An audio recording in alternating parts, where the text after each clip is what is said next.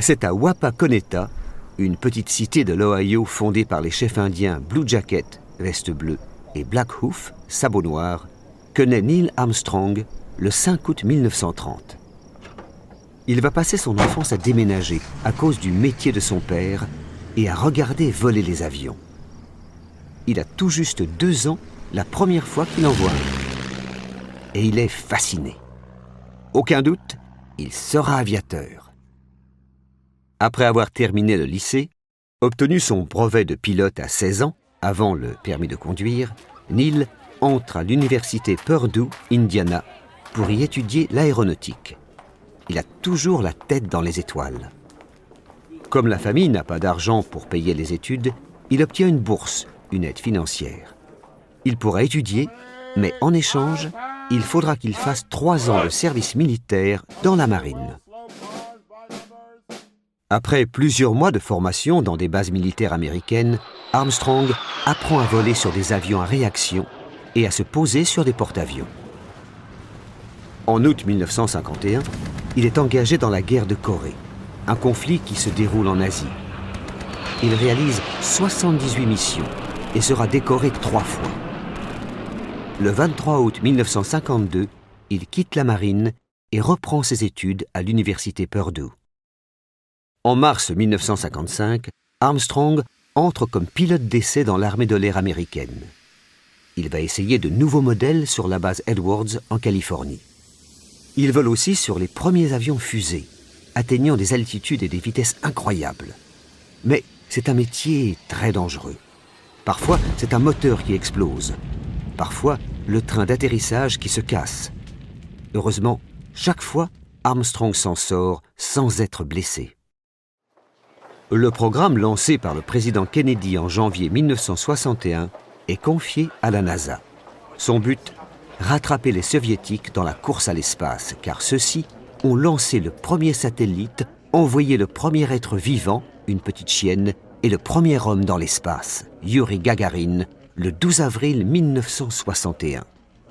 Alors, pour le président américain, il faut réagir. Le premier homme sur la Lune sera un Américain. Armstrong fait partie de l'équipe d'astronautes sélectionnés. Armstrong se lance à fond dans une préparation physique particulièrement difficile. Il faut résister à l'accélération de la fusée et s'habituer au manque de pesanteur dans l'espace.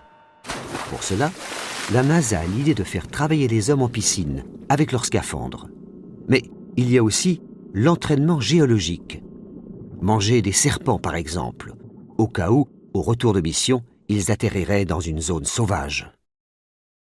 Ça y est, l'équipage est choisi pour la mission Apollo 11 qui va déposer les premiers hommes sur la Lune.